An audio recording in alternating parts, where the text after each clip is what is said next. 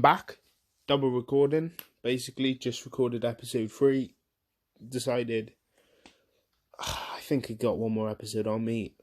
Episode 3 was only 18 minutes long. So, I was like, yeah, I can bang out another bit. So, we're going to be covering the sports festival today. So, it should be a good one. So, after 3 days, the doctor heals Deku's face, the one that comes from abroad, heals Deku's face and to normal, but leaves a bit scars, and he's discharged from the hospital.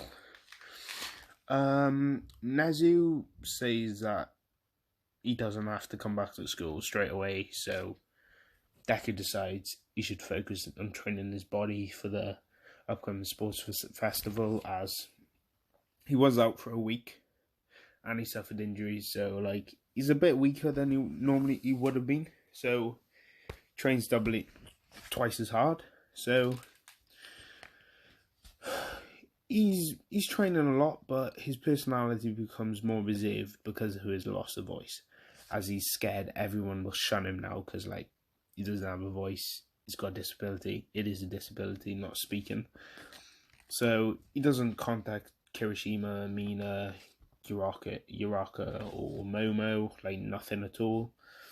But this does worry them, especially Kirishima, because best mate since I think I said, what is it, primary school, middle school, preschool, elementary, one of them. Best friends since them, and Momo and Uraka are a little bit, they're more emotional at the time because there might be interest. I'm not sure yet. So it does worry him, but they decide to give him space because he did lose his voice. So I'm not sure how they're all feeling. It's just a mixture of emotions. So Deku's dad is home. He came home because Deku got injured but had to go back away. But now he's back. He's taking leave off after hearing Deku was awake and wants to train. So he's like, alright, I'll get this kid much better than he was. So the training is more vigorous, as since Deku has no vocal cords, he doesn't have to worry about how he trains his body. He doesn't have to worry about producing fire that'll burn away his vocal cords because they're gone. They're not coming back. So he trains his body because he's got a fire user's body. But in this world, I'm going to say, the more burns a fire user has on his body, the stronger that area will be and more resistant so it's more resistant to fire. So Deku has. So since I'm making so much noises with that, I hate it. I'm not starting again though because I'm already too deep.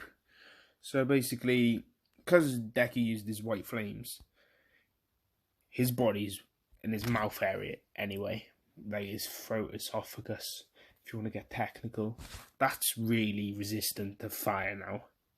So we can use blue flames for much longer before it starts to burn up his mouth badly again. But he does do that, but his dad tells him only when it gets irritated.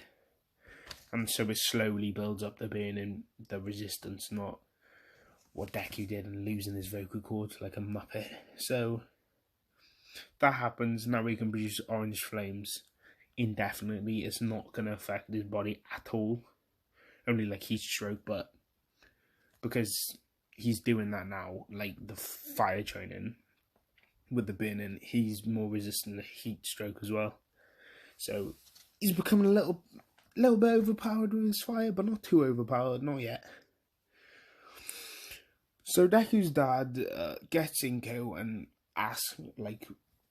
analyzes it quick for a bit, and he makes up a plan for Deku to train his mind, as well as he needs to be able to use pyrokinesis more than he actually does. because after he uses for a while, he passes out all the time. So, the training like Gon and Killua did in the like Chimera arc. I hope this isn't a spoiler. No, do you know what? Hunter has been out for ages. Like, this can't be a spoiler now, surely. Basically, they held their Nen for about 3 hours. So basically, Deku does this, but with a beach ball-sized fireball for about 3 hours before he can work on combat, like improving his boxing and kickboxing, as well as going into karate. Like, I'm going to say, he moves into a bit more martial arts, so he has a variety of attack, offensive and defensive attack moves for him. So that 2 weeks happens. Was it 2 weeks? What did I say last episode? 2 weeks before the... I got notes here, so I'm just looking back. He does that for about 1.5 weeks. Yeah, 1.5 weeks he does that. No. Fuck it, yeah. 1.5 weeks.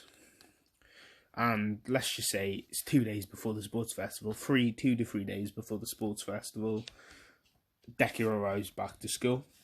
He walks into the class as Kirishima. He's rushed by Kirishima, who squeezes him, like manly hug, squeezes him basically to the point where Deku's head is about to pop off.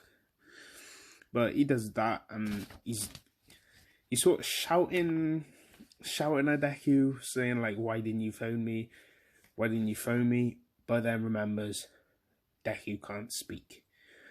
So he sort of lets go of Deku in this sort of panicking, not wanting to do. But Deku just smiles and punches him in the shoulder. It's like, yeah, it's fine, don't worry about it. But he can't say that, obviously. So Momo then comes up and asks Deku, has he been training a lot? Because he's got much more muscular. Like, Deku types on his phone, yeah, as everyone notices how muscular he's actually gotten. So I'm going to say he's smaller in height than Mirio, but he's got the same amount of muscle, so he does look bulkier. So he's pretty good. I mean, he's pretty strong right now. He's like pretty intimidating with his build. So he catches up with everybody, speaks to everybody, speaks to Uraka, speaks to Mina. Bakugo and him have a death stare contest because Bakugo still hates him. So the day is just catching up, as I said before, and he has to catch up and work with the teachers, but it won't take him long to catch up. So the end of the day arrives, and the whole interaction with Class B and all those extras, as Bakugo would call them, happens, and Bakugo calls them extras, as I just said, before Shinso gives his speech about how 1A are a bit overconfident. And wait, give me a second. Need that throat a bit dry. Oh, throat was a bit dry there. Gives a speech about how Class 1A is much to look at. He thought 1A would be something special, but wasn't anything special. So, but as he gives this speech, it's like directed straight at Deku, because Bakugo's already gone. All of this is directed straight at Deku, and Shinsu's thinking he's probably the big shot of the class, and as Deku has lost his cute face because of the fire, his face has become more refined and more battle hardened, with like some scars going down from his own fire. So he's like, that's probably the guy that everybody in the class is looking up to, and that's probably why he's Class 1A and nothing. He expects a response out of Deku because he looks like he would give one, like a short temper. But Deku hasn't got a voice, so he doesn't reply. And Shinso like humps away like, oh, I was expecting something. So he just walks away. And the day of the sports festival arrives, like obviously after the time skip. Due to Deku losing his voice, Bakugo has to give the speech, which infuriates him even more because he came in second and now he's second choice for giving the speech. So he doesn't just say he will win. He will win. Like he will win, as in just like normal. I'm winning. You might not as be here. He says it more aggressively, like I will crush you all and kill you as I win, and I'll step over you. So like that doesn't get a good reception. It's probably a worse reception than he did in canon, and there's more boos. People actually chuck stuff at him as he's like taken off the stage.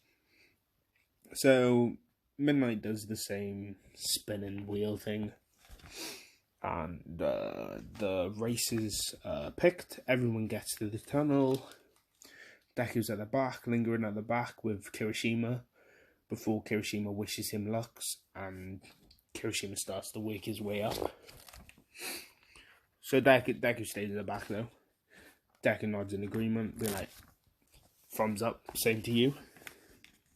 The race starts. Todoroki freezes the tunnel, but Deku has already started to boost himself with fire from his mouth, so he just darts towards the lead, like before, like jumps over everybody and then darts towards the front of the car.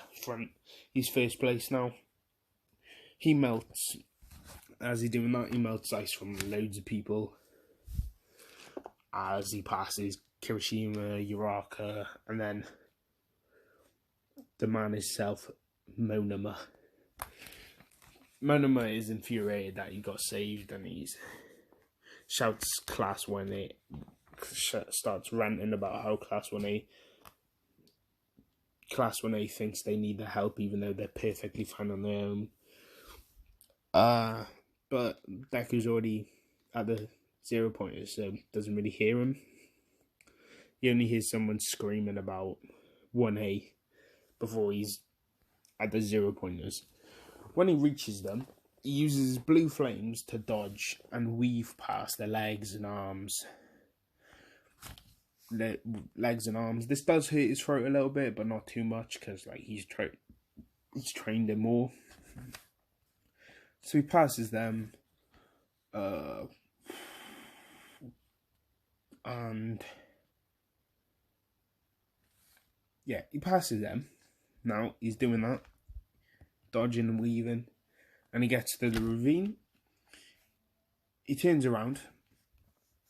As he sees the ravine, he turns around and sees that angered Bakugo and Todoroki right up his tail. Like he's like, oh, they're closer than he thought they would be. So he produces green flames and just shoots off like a missile over the ravine, which causes a scorched ground, leaves a trail of scorched ground, and forces Bakugo and Todoroki to dodge, slowing them down a bit, making a bigger field of space, bigger area of distance. Leaves a bigger distance for Deku to get past, for Deku to come first. Deku reaches the minefield. He uses his remaining fire to blow up all the mines in his way as he crosses the finish line first, with Todoroki and Bakugo coming about a minute later, first, second and third respectively.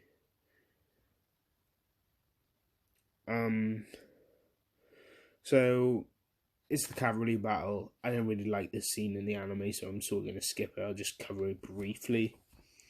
Deku has the same group. Kirishima says, I want to beat you, not be in the same team as you, because then we can't fight each other. So the same groups happen, except forgot her name. The girl with the tech doesn't use all this stuff because Deku just produces a wall of fire and holds it up for the whole remaining time. The fire is just like normal fire, so it's nothing too demanded on his body. So that happens. All good. Timer runs out, groups come the same except Deku's first, but the selection always happens the same. As they're waiting in the reception room, let me see. As they're they're in the rooms waiting for the fight. Todoroki and Bakugo declare war at the same time on Deku, which fires him up a bit. And as soon as that interaction happens, Deku's called for the fight between Shinso. This isn't going to be a good fight for Shinso. Deku's warned about how by Ojiro, that like he was talking to Shinso, asked him a question, he answered, and then it just went black. So Deku, pretty clever now, figures out his quirk activates when you speak to him or respond to him, and Deku's like, oh, so this losing your vocal cords can be useful. So Shinso starts taunting him as soon as Deku gets into the arena and Midnight says start, saying his class is weak and how nice it must be to have a hero quirk, even though like the man produces fire out of his breath like a dragon. How is that a hero quirk? Quirk society is a bit weird, if I'm being honest. Endeavor looks more like a villain than a hero, if I'm being honest, but that's just my opinion. So Deku starts to walk towards him because he knows Shinso can't use quirk because he hasn't got the right requirements. So he's panicking now, and he's like saying, oh, you're too good to speak to me now, I may just gravel to you. But before, like, he's like still taunting him, just disrespecting his mum, which is getting Deku angry, but you know, he can't speak about it, so he just carries on walking as Shinso hears Present Mike saying, isn't that the kid that lost his vocal cords in the heroic rescue of you, Mr. Aizawa? Which shocks the whole stadium as well as Shinso. So in that split second of being not focused on Deku, he connects with a green fire boosted uppercut to the face, knocking him straight out. So that fight is over. Deku's declared the winner. All the other fights happen the same, and now it's Deku versus Todoroki. This fight is one-sided as hell because Todoroki is fuming that Endeavor's watching, as well as Deku being able to use fire.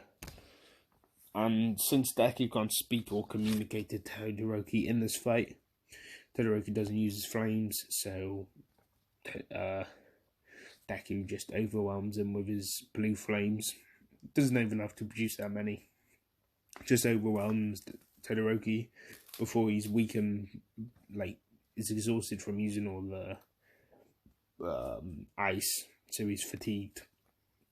And then Deku just ends it, just blasts him out of the arena